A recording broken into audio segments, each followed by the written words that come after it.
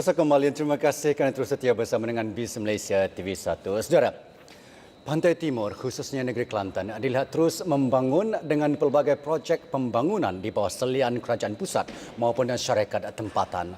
Dan terkini satu lagi projek mega digelar Legenda Tunjung bakal menjadi mercu tanda kepada rakyat tempatan dan sekaligus meningkatkan lagi peluang ekonomi rakyat negeri Kelantan khususnya. Dan projek pembangunan mega di bawah syarikat Sara Timur Development yang Berhad bakal merubah wajah Kota Baru menjadi syurga gaya hidup urban sebagaimana idea asal yang dirancang. Dan melihat kepada perancangan yang strategi ini, BIS Malaysia mengundang berbahagia Dato' Dr. Muhammad Zawawi Ismail, pengurusi Sara Timur Development yang Berhad bagi berkongsi maklumat terkini berkaitan dengan projek yang telah dirancang. Selamat datang ke studio, Dato'. Ya, terima kasih. Ya. Terima kasih kerana sudi datang ke studio kami. Terima kasih. Kita akan bincang tentang satu projek mega yang bakal dijalankan di Kelantan, Pantai Timur. Pertama kali, terima kasih kerana memberi peluang pada saya untuk program pada petang ini. Suatu penghormatan sebenarnya. Dan kami amat gembira untuk berkongsi apa yang kami telah lakukan.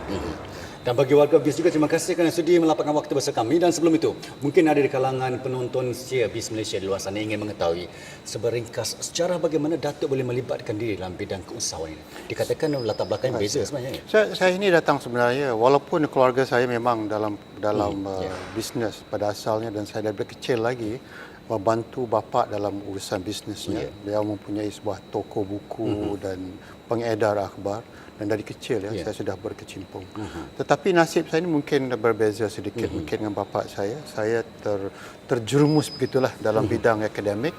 Selepas mendapat ijazah kejuruteraan, saya menaruh minat dalam dunia akademia, langsung membuat PhD dan kemudian terus memasuki universiti. Pada waktu itu Universiti Kebangsaan. Sebahagian daripada mungkin golongan pelopor yang membangunkan Universiti Kebangsaan berteraskan bahasa kebangsaan pada waktu itu. Langsunglah saya terus dalam kerjaya akademik melalui biasalah pensyarah profesor.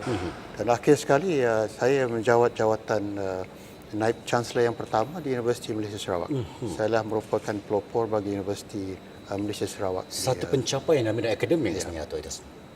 Kemudian itu saya cuba mencarilah selepas tamat kerjaya saya bertekad untuk mencecah dalam dunia lain. Sudah habis suatu fasa hidup, saya cuba beralih pada suatu fasa yang lain. Saya fikirkan bahawa saya telah pun mencurah khidmat meninggalkan legasi sedikit sebanyak di Sarawak. Saya memikirkan dalam kepala saya apakah yang seharusnya saya lakukan untuk kampung sendiri, bandar yang saya dilahirkan. Jadi dalam ingatan itu maka saya cuba mencari lama juga mencari sesuatu yang saya boleh lakukan. Sebelum pada itu saya berkecimpung juga dalam pelbagai bisnes ada yang bagus, ada kecundang dan juga saya diberi peluang oleh kawan-kawan untuk berkecimpung dalam dunia korporat, menjadi ahli lembaga syarikat di sana sini. Ada yang syarikat yang berdaftar, pernah ada syarikat apa yang listed company dan sempat juga umpamanya menjadi pengarah sebuah bank terkemuka di sini lama juga. Jadi semua itu memberi saya satu pengalaman yang begitu banyak dalam dunia korporat dan juga dalam dunia bisnes. Tapi di dalam belakang di kepala saya masih mahu cuba mencurah sumbangan kepada tempat asal saya, tempat dilahirkan. Semacam orang kata payback sumbangan balik Dan dalam lama juga tempoh saya mencari-cari, akhirnya saya diberi peluang untuk membangun sebuah projek Legenda Tunjung. Dan saya membawa kawan saya, kami bersepakat dengan kawan yang sudah pun mempunyai pengalaman lama dalam pembinaan. Dalam bidang pembinaan ini Syarikatnya ialah syarikat Sara Timur dan kami menubuhkan sebuah syarikat berkongsi, syarikat Sara Timur Urban Development yang akan menumpukan kepada pembangunan Tunjung. Suatu kegemaran ataupun kecenderungan syarikat ini ialah dari segi urban renewal atau pembaharuan semula bandar. Kalau kita melihat dari segi banyak bandar-bandar kita di Malaysia ini yang kadang-kadang bangunannya usang, kadang bandar kita ini besar sebagai pembesaran sebuah perkampungan, kan? Dan tidak tersusun dan dan segala macam, dan tidak cukup infrastruktur, ya. Juga kan sistem keparitan pun tidak ada, ya. Itu kecenderungan sebenarnya, dan kami ada beberapa projek dalam hal urban renewal tadi. Ya. Tetapi yang di Kota Baru ini agak kelainan.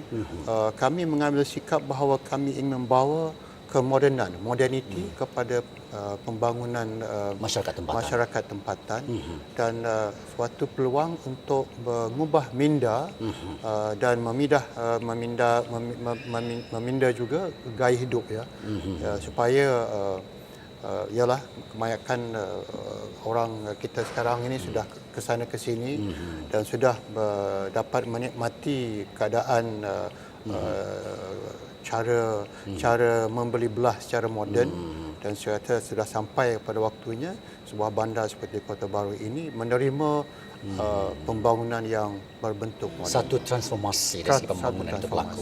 Mengubah daripada kepompong keselesaan yang ada sekarang ini kepada bentuk yang lebih urban. Meluaskan minda, ya, supaya melihat pembangunan bukan sahaja di Malaysia tapi melihat secara global bagaimanakah cara hidup yang wujud sekarang. Itu harapan di peringkat Datuk dan Sarawak Timur sebenarnya. Bagaimana proses Datuk berasa perlu menyertai Sarawak Timur itu sendiri, keyakinan itu sendiri?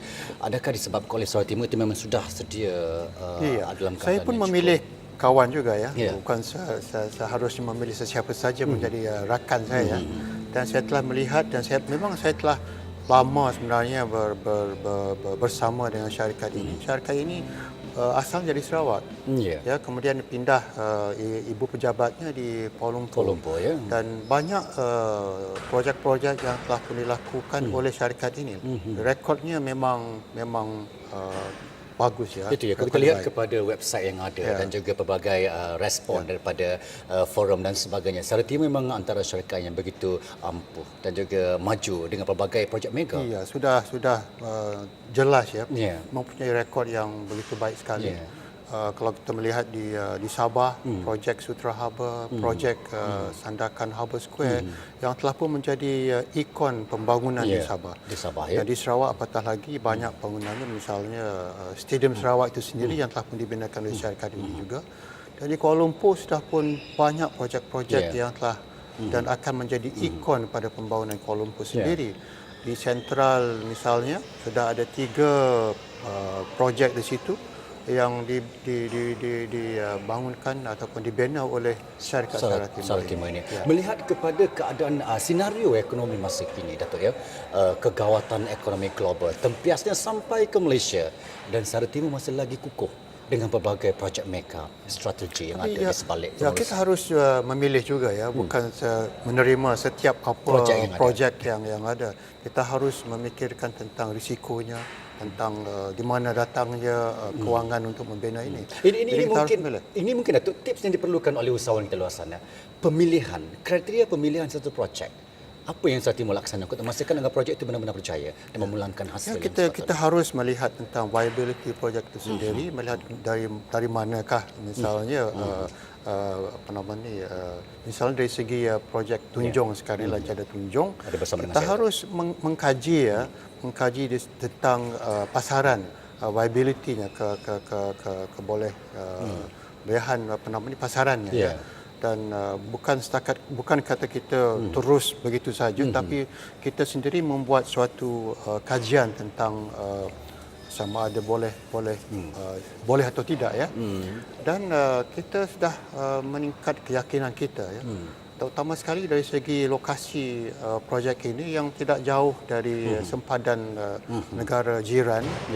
Dan kita dapati juga bahawa di ekonomi sebuah negara sempadan ini begitu tinggi sebenarnya. Kadang-kadang kita lupa, ya, walaupun kita nampak bahawa ekonomi sebuah negeri yang memang lama tidak membangun, tapi bila kita mengkaji keadaan sebuah negeri yang berjiran, maka ekonomi sempadan ini kita tak boleh underestimate ketepikan. Ada potensi yang ada kita nampak potensi di situ, yang banyak yang boleh dibangunkan. boleh dibangunkan. Dan Nusantara Timur melihat Hal ini bahawa kewangan itu maksudnya orang banyak duit begitu ya. Banyak duit. Kita tak nampak yang orang yang di sekitar kawasan itu ada duitnya. Dan dengan kata lain boleh dirangsangkan lagi kepada pertumbuhan Ya, ekonomi ya. peringkat seterusnya. Dan kerana itulah kita rasakan bahawa kita berpotensi untuk berjaya dalam projek ini. Dan dari segi pasaran yang telah dari segi selepas kita melancarkan projek ini secara bukan secara heboh lagi ya. Dan kita telah mendapat suap balik bahawa ramai yang begitu berminat dan ini menambahkan keyakinan kita. Bukan saja dari segi shopping mallnya dan shopping mall ini pun kita mempunyai konsep yang baru. Ini akan menjadi shopping mall pertama yang kita panggil village mall. Sebab bukan sebuah mall yang dalam kotak, dia menggunakan hawa dingin, maka tenaga yang tinggi.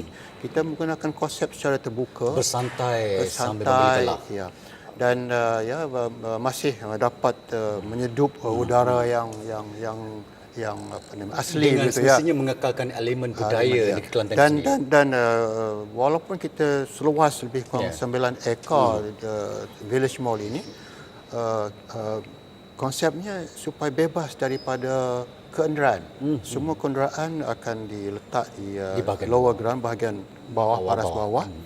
Dan kawasannya akan bebas kenderaan, maka selamat ya dari segi family-nya yang akan mengunjungi mungkin terasa selamat sebab tidak ada apa-apa kenderaan. Akan menjadi satu tarikan baru ke negeri Kelantan.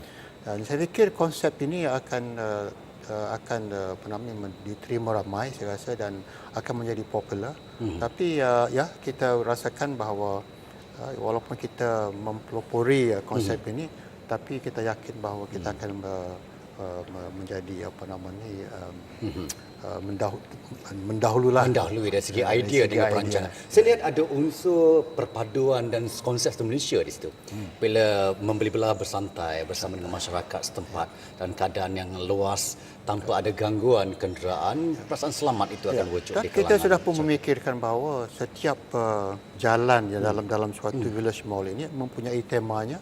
Kita telah pun tentu sekali lah akan ada Kelantan Street ya, jalanan Kelantan itu yang akan tentunya menjadi suatu fokus bagi pelancongan yang akan menyediakan segala macam dari segi barangan, seni budaya dan juga makanan. Saya rasa satu pengusaha di luar sana bila mendengar perancangan Datuk ini. Dan satu jalanan pula kita akan bertemakan Arab sebab secara kebetulan kawasan kita ni akan berdekatan dengan sebuah masjid.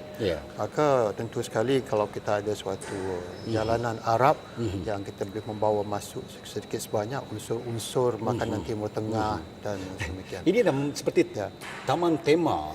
Dan kita ada juga jalanan yang akan mencerminkan tadi satu Malaysianya sebab kita akan ada yang kita bertemakan bahawa mungkin outlet dari kaum-kaum yang dapat bersama dalam menjayakan pelbagai perancangan strategi dilakukan oleh Nusantara Timur dan saya rasa pengusaha di luar sana, usahawan-usahawan kita dan juga penonton setiap bisnes di luar sana mungkin sudah mampu untuk memvisualkan apa yang Dato' jelaskan sebentar tadi. Bagaimana konsep dengan 6 ekar kawasan keluasan itu akan dimajukan, ditunjung.